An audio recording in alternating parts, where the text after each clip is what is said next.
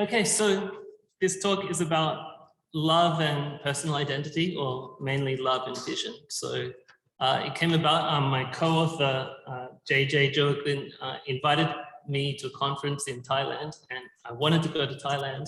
I wasn't far away, and the theme was love, and I said, well, really, I don't have anything to say about love. And he said, don't worry about it. Nobody else will talk about love. It's just a purely nominal theme, and it's just going to be a general philosophy conference. So I said, okay, I'll go. And everybody talked about love except for me.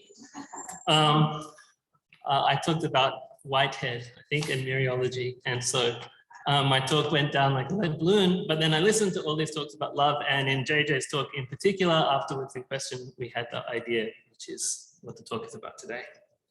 Okay, so according to a traditional conception of romantic love, it's both constant, meaning roughly speaking that if you love someone, you'll continue loving them, and exclusive, meaning that if you love them, you love only them.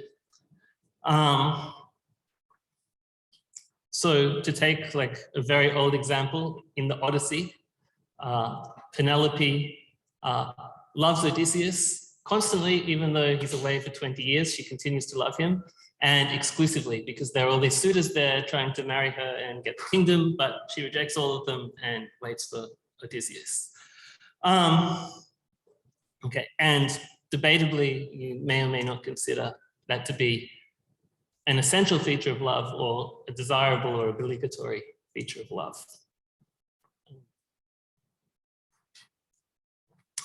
So obviously not all kinds of love are going to be constant and exclusive in that way. So for example, if you think of parental love, definitely it's not exclusive, because if you have a second child, you're able and supposed to love your second child as well as your first child.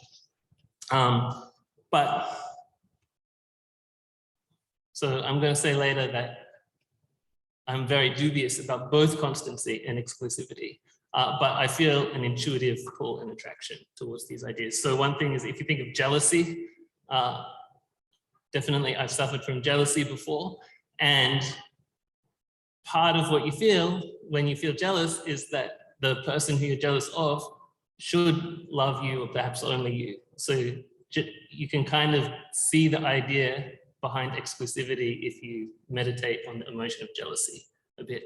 Likewise, you can feel the idea behind constancy if you think of how upset or angry you might be if somebody leaves you. You might feel that they ought not to have done that, or could not have done that if they really loved you.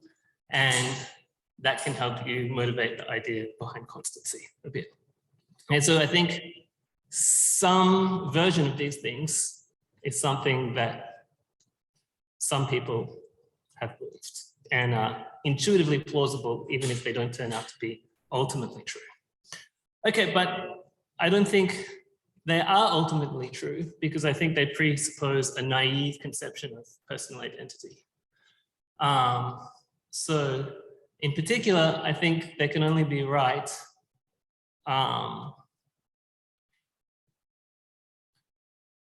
if two phenomena called fission and fusion are impossible. So roughly speaking, fission is when one person becomes two, and fusion is when two people become one. So I'll go to an example to explain what I mean by that.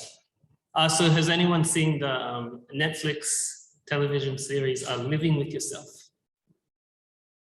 So I hope no one intends to watch it, because I'm going to spoil the plot of the whole thing. So in this series, the main character is called Miles, and he's having problems at home in his relationship with his wife, and also at work, and he's recommended by a friend to go for a treatment that will improve his life. Okay, unbeknownst to him, the treatment involves his entire body being cloned, and then his memories are also somehow induced in the new body. And then his old body is supposed to be destroyed. Yeah, and the clone will leave the clinic feeling much better. And for example, his myopia, short-sightedness is cured, and he feels, the clone feels better than he did previously, and the original body is supposed to be destroyed. Okay, but there's an accident the original body is not destroyed. Okay, and so one person who in the show gets to be called Old Miles because it's the old body, wakes up in a kind of a shallow grave and starts walking home. And the other person, the clone, who gets to be called New Miles, drives home from the clinic, and then they both compete for the affections of the wife. Okay, so debatably, this is a case of fission, where roughly speaking, one person becomes two, because where there was one person before, there are now two distinct people. Okay, the part of the debate is whether it's correct to describe it that way. So we'll get into it later. Okay, but anyway, this event causes a problem for the wife's constancy and exclusivity. Okay, because if she's constant, she has to love both Old Miles and New Miles. Insofar as she loved Miles, and she's supposed to continue loving him, and insofar as they're both him, which I'll discuss later whether that's true. Okay, but exclusivity says if she loves someone, she can only love one person. So it says she should only love Old Miles, or she should only love New Miles. So she can't do both at once.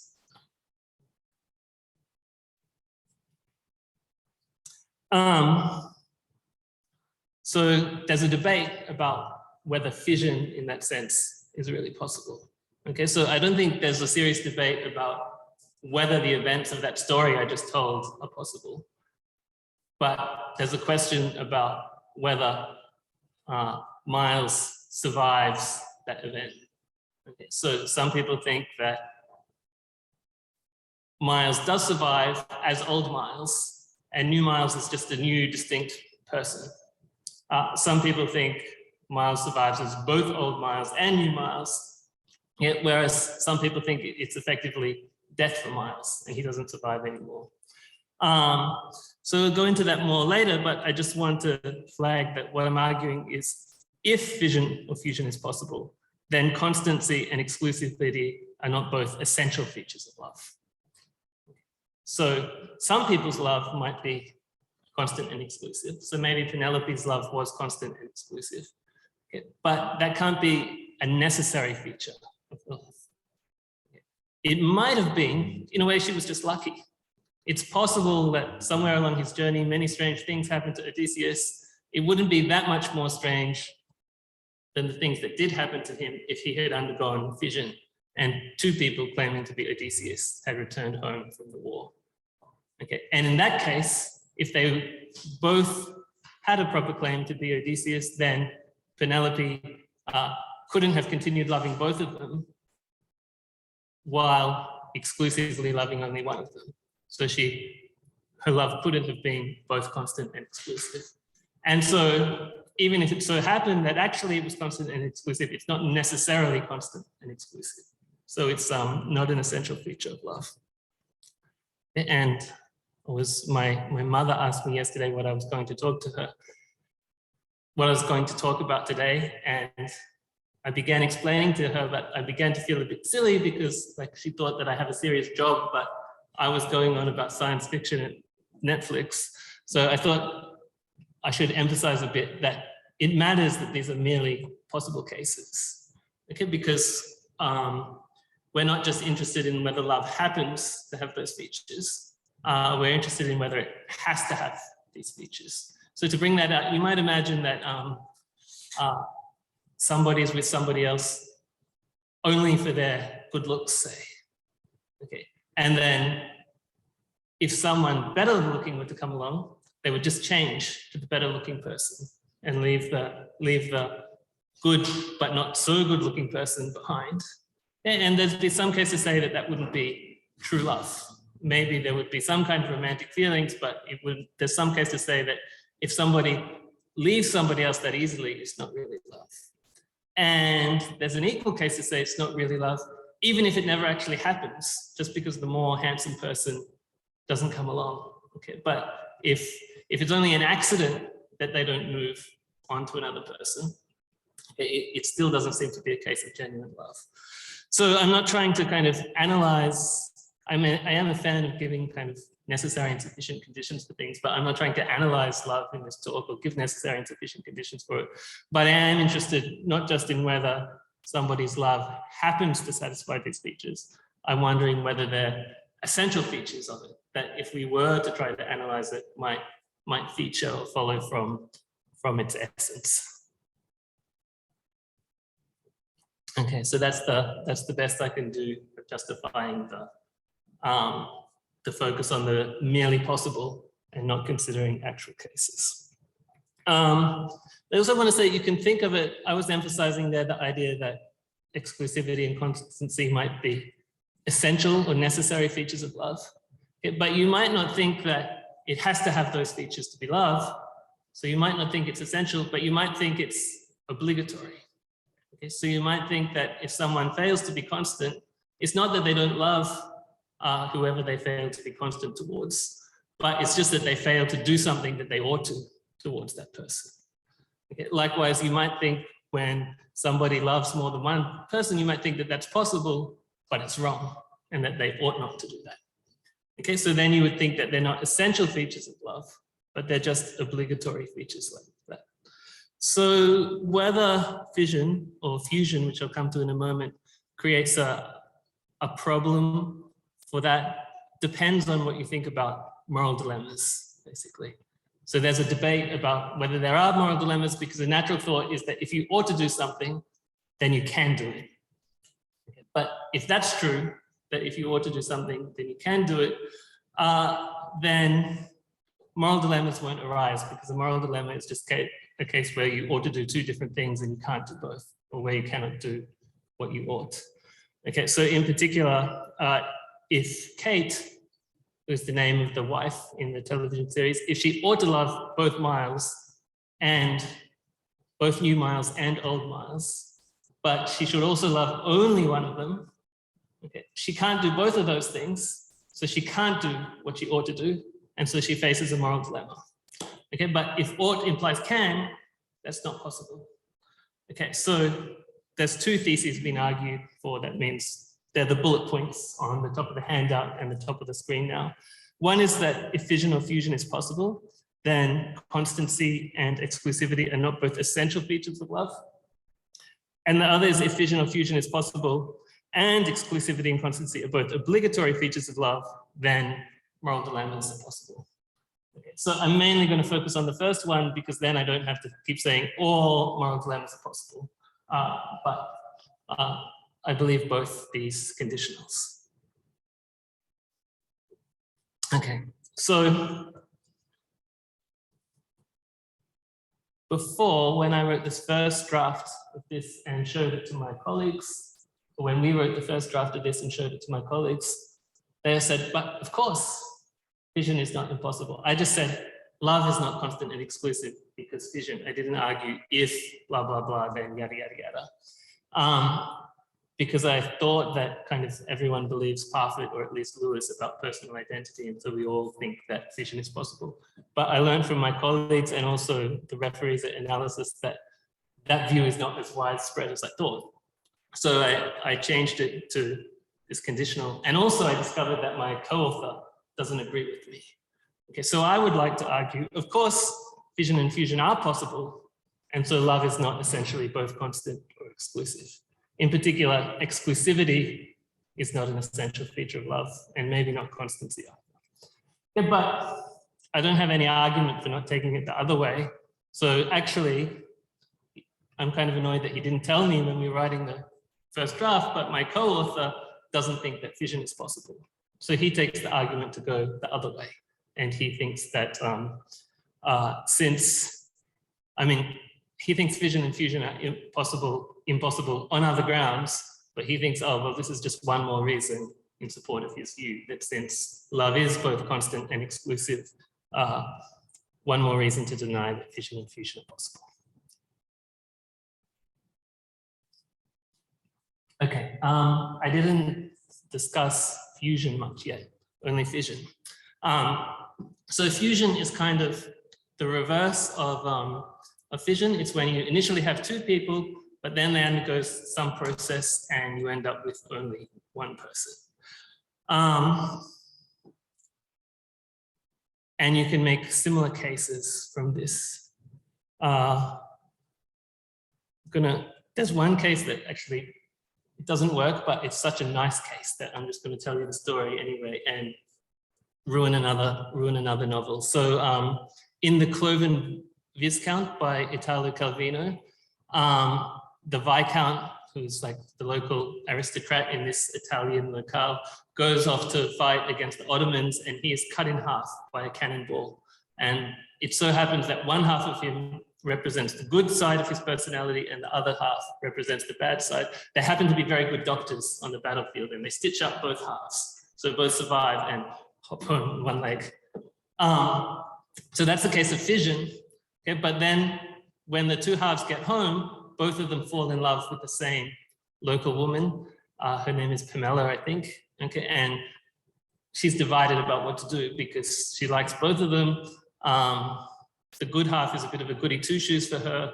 On the other hand, the bad half, something about him appeals to her, even though he like tortures animals and stuff.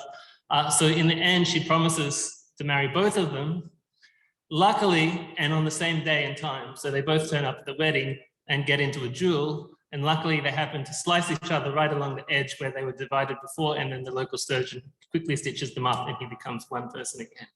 And they get married and live happily ever after. The conflict is resolved. So that's one of my favorite philosophical stories, but unfortunately it doesn't illustrate the point that I want to illustrate. So I just couldn't resist telling the story because it seems like relevant and salient. So now I'll give the example that actually matters. So that's not a case of what I want because it doesn't put kind of exclusivity and constancy, or definitely exclusivity motivates the story, because in that story, Pamela is in love with two people. But then there I have the intuition that really she is doing something wrong when she loves the two sides, and then happily this dilemma is resolved when they get together. So my intuition is there, exclusivity is obligatory. She's doing something wrong until the time that fusion occurs, and then she's not doing anything wrong anymore because before she couldn't do the right thing, but now her problem is solved and she can. So to have a fusion case, which is more like the Miles case, you need to turn it around a bit, and it's the opposite. So it's not the beloved who has to undergo fusion. It's the lovers themselves. So there's a case like this in Star Trek Discovery. Not old Star Trek, but again, I show that I've been watching Netflix. This is kind of very frustrating when teaching. All the students watch things on different platforms. So none of them have watched the same thing. And so it's hard to use examples from TV. So this is happening now. I've been watching a lot of Netflix. So lots of my examples are Netflix examples. So in this remake of Star Trek, the main character is called Michael Burnham, and she is in a relationship with a soldier called Ash. Okay, so the important point though is that Ash loves Michael. There's another couple, a Klingon, Vok, and his wife is called Laurel, and they love each other very much as well. But Vok is in political trouble amongst the other Vulcans. And so he has to go into hiding. But his way of going into hiding is that Laurel captures Ash and implants Vok's brain into him. But it's hidden, so it doesn't control his body, except it's supposed to come out later when she says a particular phrase, and then Ash will turn psychologically into Vok. Yeah, but something goes wrong and you end up with a person who has part of the personality of Ash and part of the personality of Vok. Debatably, Ash and Vok both survive, but in some sense they become one person, as in they both inhabit the same body, and also they both are kind of partly responsible for controlling that body, and gradually they become a single psychology. So that creates a problem for Ash. Ash is kind of the dominant personality in this case, but it creates a problem for his relationship for Michael, because now, since insofar as he continues to be Ash, constancy says he has to continue loving Michael, but insofar as he continues to be Vok, constancy says he has to continue loving Laurel, but exclusivity says he can only love one. Okay, and so he's in a bind and he ends up being just morose and lonely, and nobody's happy, and that drives the plot forward for the rest of the season before the writers get sick of that and Michael has a new love interest and it moves on to other things. I stopped after season 1, I stopped watching because it became repetitive, so I don't know what happened at the end. Anyway, so you can have that's the same phenomenon with fusion instead of with fission, but it's with the beloved. So in the case of fission, it's the beloved that undergoes fission causing the problem. In the case of fusion, it's the lovers that undergo fusion that causes the problem. So that is the introduction. Then the structure of the talk is that I'm going to go into a little bit more detail about whether and how fission and fusion are possible. And then I think most people, their reaction is they said, oh, well, kind of only teenagers think love has to be exclusive or constant. That's only naive. But then the dialectic is people try and propose kind of weaker versions that are more plausible. So a very weak version that you might have encountered in teenage movies is kind of the zip code rule, where exclusivity, you can only love somebody within the same zip code. Well, this is not really to do with love, but more to do with lust. But if you're in a different postal code, well, then you're free to do what you like there to kickback. So that's a very weak version. And normally the weaker versions people propose are not to do with space, they're to do with time. And the idea is that there should be one that's just about right, that's plausible to capture the intuition behind exclusivity and constancy, but not so hard that it ends up entailing that nobody ever loves anybody else. Okay, because if constancy really means kind of you love somebody for eternity, okay, perhaps that's too demanding and not realistic, and it could end up following that nobody really loves anybody else, which is not what we want. Okay, or if you think of it as an obligation, perhaps the obligation when lives are very long or something to love somebody for, if you marry someone when you're 20, perhaps the obligation to continue loving them until you're 100 or whatever is a bit harsh. So people are looking for a version that captures the spirit of it, but that is not so demanding morally or metaphysically. Okay, so after talking about fission and fusion, I'll talk about exactly what constancy and exclusivity are. And I'll say, no matter how undemanding they are, this problem arises because it's possible for fission and fusion to happen in a very short time. Any questions before I continue? Okay. Okay, so I said roughly, I'll concentrate on fission because fusion is kind of the same and it just makes things simpler if we concentrate on the fission case. So I said roughly fission is one person becoming two, okay, but strictly speaking, that's impossible because classically identity is symmetric and transitive. And so in the case of Miles, for example, you have Miles, if he's identical strictly to old Miles and identical strictly to new Miles, then from symmetry, new Miles is identical to Miles. And then from transitivity, since new Miles is identical to Miles and Miles is identical to old Miles, new Miles is identical to old Miles. But that's not true. So the relationship between Miles and new and old Miles, it cannot be identity. It has to be some other relationship. So there are various responses you can have to that problem to say that fission is still possible. So one is to say that, well, survival or persistence or existing at different times is not really about identity. It's about some other relation. Okay, so going forward, I'll just call that relation survival.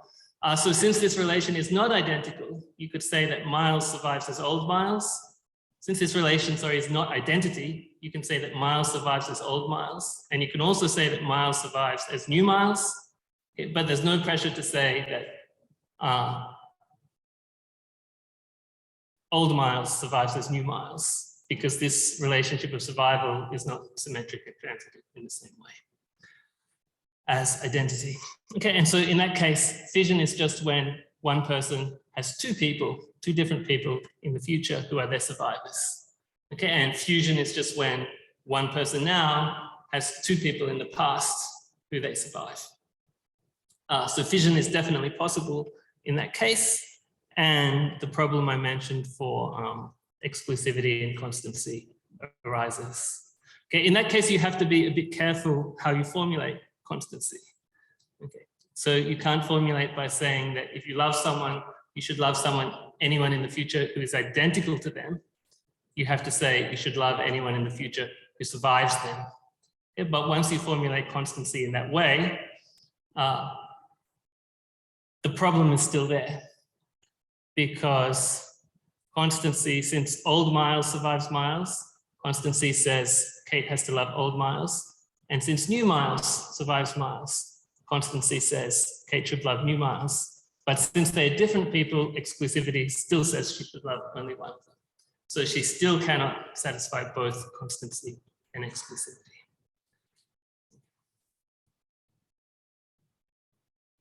On the other hand, some people say, well, actually survival is identity. Okay. It's just that old Miles and new Miles, according to this view, it's called the multiple occupancy view. Old Miles and new Miles were there all along. Okay, it's just before Miles went for the cloning treatment, they both inhabited the same body. And afterwards, they inhabited different bodies.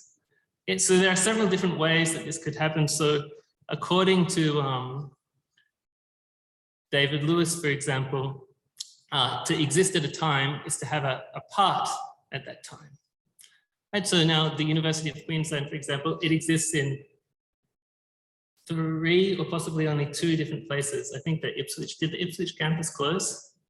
Doesn't matter, 2 different places. So it exists in St. Lucia and in Gaddon, yeah, but there's nothing mysterious about that. It has a part in St. Lucia and a part in Gaddon. Yeah, so Lewis thinks that things exist across time in the same way. Okay, you imagine a wedding, it has a reception and a ceremony. The ceremony is a part of it, the reception is a part of it, and they exist at 2 different times. He thinks that everything persists through time in like that. Everything which exists at different times does so by having different parts at different times. Okay? And that includes people like you and me. So I have a part that is back in the 20th century, and the rest of me is present in the 21st century. And it also happens to Miles. Okay, so Miles has parts before the cloning event, and old Miles has parts after, new Miles has different parts after. The relationship between old Miles and new Miles is before they shared parts. The parts they had before the cloning event coincided or overlapped. Okay, so it's a bit like a road with a fork in it. So 2 different roads can overlap for some part, and then they can fork. Okay, and at the part they overlap, in a sense, they're the same road because they coincide there. Okay. Likewise, before the cloning, old Miles and new Miles both exist, but they coincide, they share a part, they share all their parts before that. Then afterwards, they have different parts. Okay. So in that case, fission is possible. It's a matter of identity, and you have the same problem, just as I did before. Exclusivity has to be changed a bit, but I'll talk about that later. The main point is that fission is possible. Okay. You don't have to have that temporal parts view in order to have the multiple occupancy view. So there are other ways that it could happen. So for example, Dennis Robinson thinks that a statue, you can imagine a statue made of some clay. Some people think the statue is identical to the clay. Other people think that the clay constitutes the statue, but they're not identical because the statue could be destroyed while the clay survives. So they're 2 different things, since one can exist without the other. Nevertheless, there's some important relationship between the statue and the clay. People call it constitution. Okay, and so Dennis Robinson says, well, old Miles and new Miles could both be wholly present before the cloning, meaning not just that they are there, but all of their parts are there. It's not only, like, UQ is not wholly present in Gaddon, only a little bit of it is present in Gaddon. Okay, but some people think when you exist at a time, it's not just that a bit of you are there, but all your parts are there. Okay, so old Miles and new Miles could be wholly present before the cloning event, but they could both be constituted by the same body. Okay, and so where Lewis says you have coinciding parts, Robinson would say you have co-constitution. Okay, but the upshot for us is the same. You have two people there all along, even before the cloning. Okay, and later on, those two people come to inhabit different bodies, but beforehand, they happen to inhabit the same body. Okay, so those are the two main ways that fission is possible. I'll also mention the two main ways according to which fission is impossible. Okay, because although I said, well, I'm just arguing for a conditional, and you know, one man's modus tollens, another modus ponens, still, I think, against my co-author, that even if you take one of these other views of personal identity, it's still, this case still is problematic and shows that probably something has gone wrong. Okay, so let's take, for example, the non-branching view. Okay, so according to that view, identity is what matters in survival. Okay, but if one of these events happens to you, okay, if you were cloned, for example, okay, that's not a case where you survive. Okay, it's effectively death. Okay, because when there's a branching event like that, they say, well, identity goes to neither. This is why it's called the non-branching view. So if you have this view, the idea is, suppose Miles' body had been properly disposed of, and the old body had been killed and buried, okay, and the clone had walked out of the clinic none the wiser about what had happened. Some people have the intuition, well, that's a case of survival and also identity. Okay, and supposing the cloning had not happened, something went wrong, the clone was not made, Miles woke up in the shallow grave in his old body, that would also be a case where he survived. But according to this view, as far as I can tell, nobody has this view. People just argue about how it should be stated. But anyway, it's a view people discuss. According to this view, in the case where there is the clone and the previous body, that's a case of death and two new people coming into existence. Okay, so Miles, old Miles, and new Miles are all distinct. Miles doesn't branch into two different people. Okay, in that case, constancy doesn't oblige Kate to love either old Miles or new Miles, because they're just two new people who happen to appear. And so if she likes, she can choose to fall in love with one of them, but that would be forming a new relationship, not continuing her previous relationship with Miles. But I think that's still problematic because that doesn't seem to be the thing that somebody who loved Miles would do. And it doesn't seem to be the thing that somebody who ought to love Miles should do. So it doesn't seem right to describe the case in that way. Okay, so I think the non-branching view is just not a good view. Likewise, a similar but slightly different view is the best candidate or closest continua view, which is from Nozick. So according to that, you should identify the person who has the best case to be the original person in a case of fission. Okay, so in the case of Miles and old Miles, you would say, well, it's really old Miles because not only does he have the same psychology as Miles did, but he also has like a continuous bodily relationship. It's not a new body. Again, he has the same poor eyesight and stuff, so he's more similar to Miles in a number of ways. So then in that case,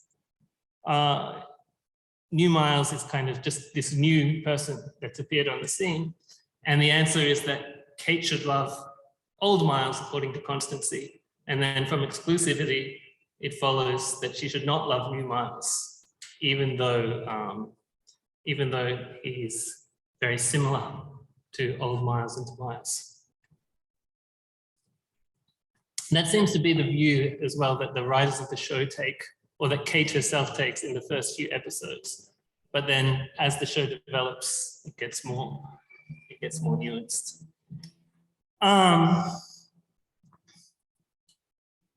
I don't think that's right either.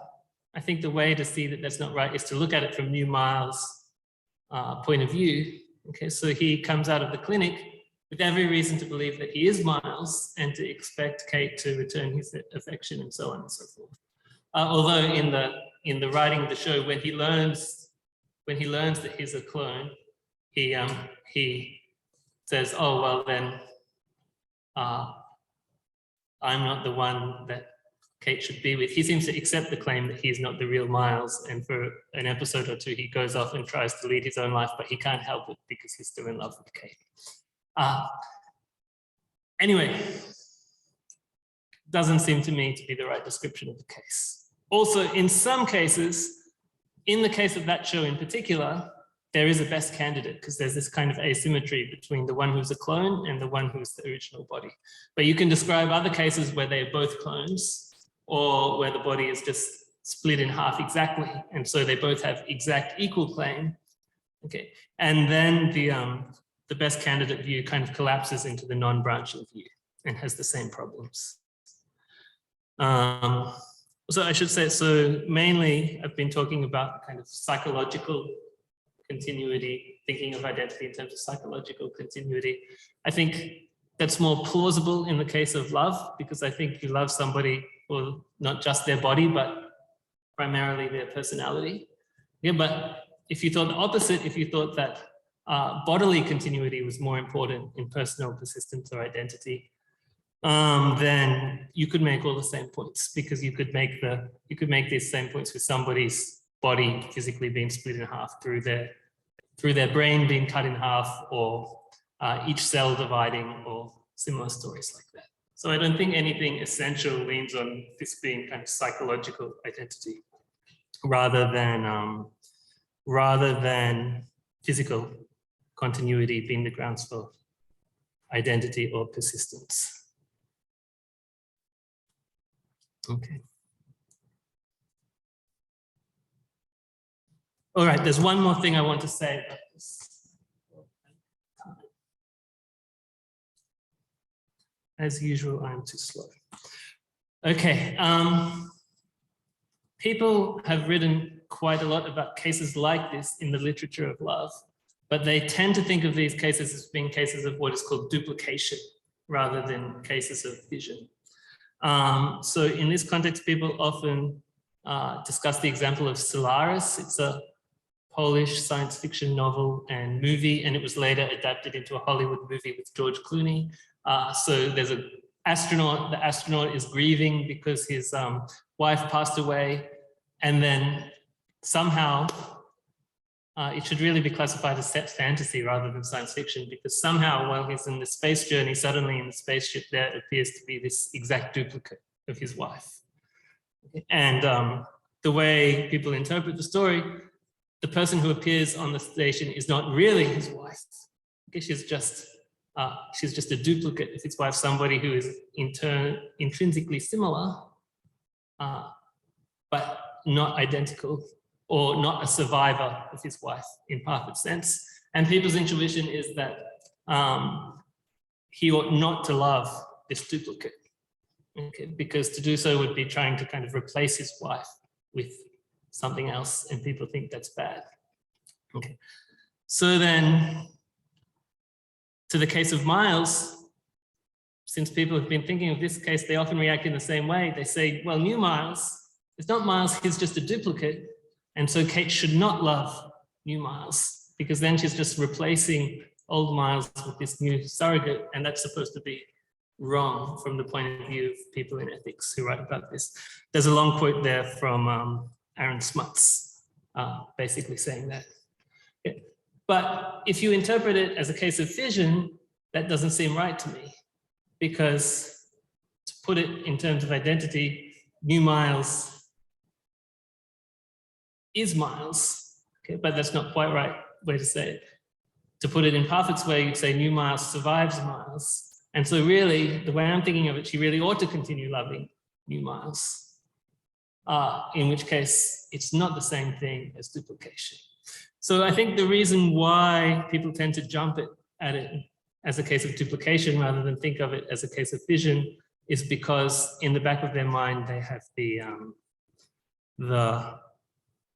best candidate view, and old Miles is the best candidate, perhaps. Or in the back of their mind, they think fission is possible. But as long as you do think fission is possible, then you shouldn't think of the product of fission as a mere duplicate. You should think of it as being a survivor or identical to the original person. And so you shouldn't have that reaction of saying that the person shouldn't love that product of fission. Okay.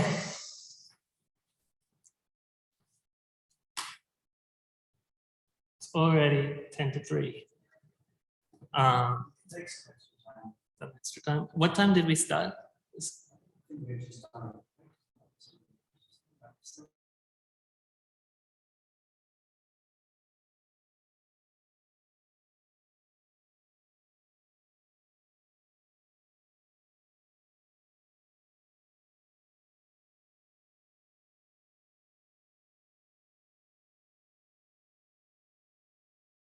The second is lifelong constancy. You just have to love the beloved until death. To account for your death. If you, obviously you can't keep loving them after you die. Also, if you become somehow incapable of love because maybe you're in a coma or something. So you need qualification.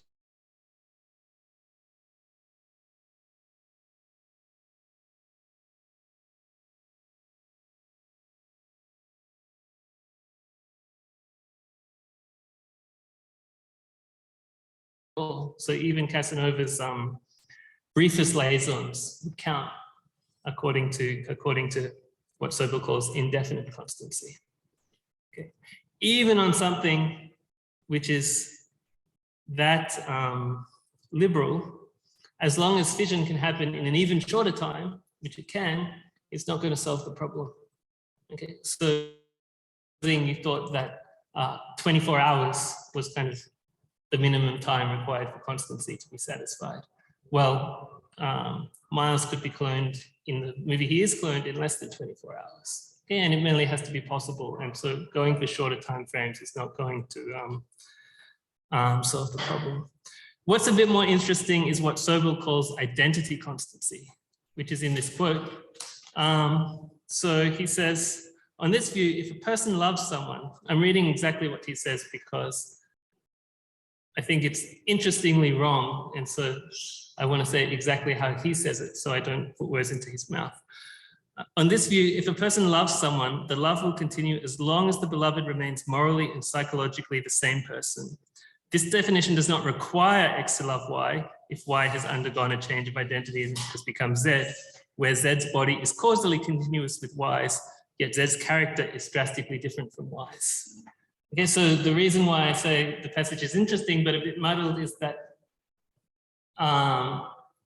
Sobel doesn't seem to be able to decide whether he has physical continuity or psychological continuity as what's important in personal persistence. So on the one hand, he seems to think that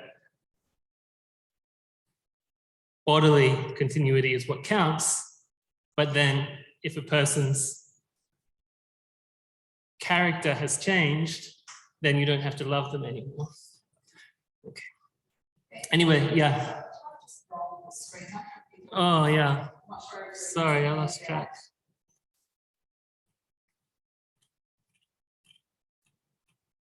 Sorry, I forgot about you, virtual people.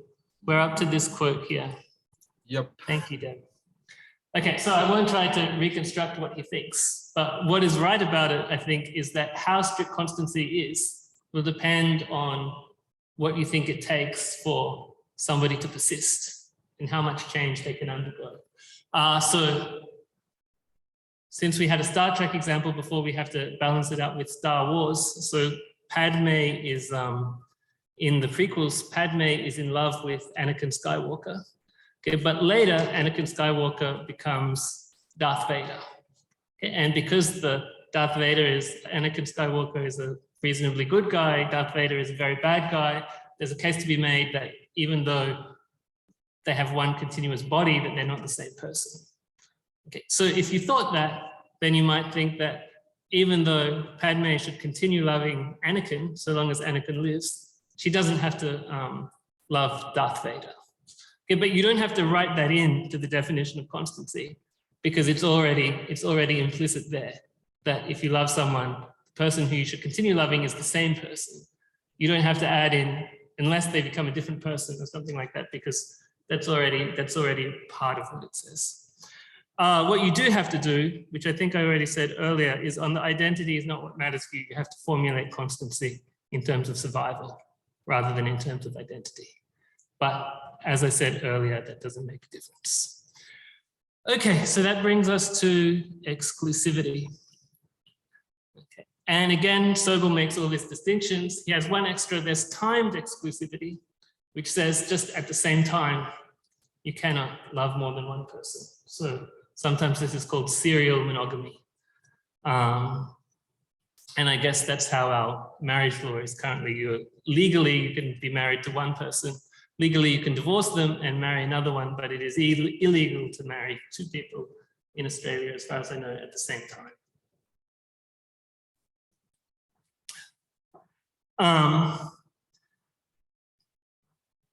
Then there's timeless exclusivity, lifelong exclusivity, and indefinite exclusivity, which are the same as the notions above of constancy. And what Sobel points out is, well, if you have whatever picture of constancy you have in the picture, put that together with timed exclusivity, and you get the corresponding notion of exclusivity. So for example, if you believe in strict constancy and you put that together with timed exclusivity, then that entails strict or timeless exclusivity, as I've called it there.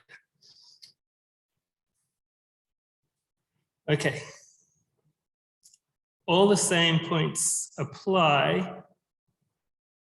I'm going to skip. I had a lot of examples about love in the time of cholera and Firmina and Florentina, because Firmina's love for Florentina is exclusive but not constant, and Florentina's love for Firmina is constant but not exclusive. But I won't go into detail in that because I want to finish on time. So the important point is that exclusivity has to be formulated differently on the multiple occupancy view. Okay. So in that case, remember, according to the multiple occupancy view, even before the cloning, old Miles and new Miles both exist. They just inhabit the same body. Okay, but they're not identical at that time. They're still two different people inhabiting the same body. So then if you formulate exclusivity in terms of identity, Kate is violating exclusivity even before the cloning. Okay, because there at the wedding ceremony, she's marrying two people, both old Miles and new Miles. And then she goes to sleep every night with two other people in her bed, according to the multiple occupancy view, old Miles and new Miles. But really, that doesn't violate the spirit of exclusivity. It simply have to revise exclusivity to say you should only love people who occupy the same body as people who you love. So before the cloning, she's permitted to love old Miles and new Miles by exclusivity because they're occupying the same body. But after the cloning, she's no longer permitted to love both of them because now they're occupying different bodies. Okay, but constancy still commits her to loving both of them after the cloning, since in this case, constancy will still be in terms of identity, and survival is identity according to the multiple occupancy view. So she has to continue loving both afterwards, but she'll be violating exclusivity then. She'll still be in trouble. People in the ethics case, just like they don't really talk about fission, because JJ and I are coming at this more from metaphysics, and then most people writing in love, they seem to be ethicists. So we find ourselves talking slightly differently and confusing referees. So they tend not to talk about exclusivity, they talk about irreplaceability. And they tend not to talk about fission, they talk about duplication. I dislike irreplaceability, not because I think that it's not true. So in another Netflix drama, The Crown, okay, the Queen's sister, whose name I don't remember, she is in love with somebody she shouldn't be. The family don't allow her to marry him, and then both of them go on to marry people who are very similar. And Of course, they don't know how it happened in real life, but the show definitely suggests that they were replacing their original love interest with these other people, and naturally things go sour, and the implication is it's because they shouldn't have been trying to replace people with other people. So there is an intuition behind that, but it's very hard to know when someone has done that or not. So it's very hard to deduce anything using this, whereas exclusivity is kind of quite clear in comparison. You just ask, are there two people or are there only one? Replaceability, sometimes, in the case of the crown I mentioned, there's only one person at a time, so exclusivity is satisfied. But replaceability is debatably not satisfied. There'll be other cases where you have two people at once, so exclusivity is not satisfied. But as long as you say, oh, well, I'm not replacing my first girlfriend with my second girlfriend, I just love them both in different ways, it's going to be all right. Your replaceability is not going to say that's wrong. But it's going to be hard to say when you're replacing somebody or when you're just kind of supplementing somebody. And so just for practical reasons of clarity, I prefer to talk about exclusivity. There's one more thing I want to say. Then I wanted to talk, like I promised, in the abstract about the reasons view of love.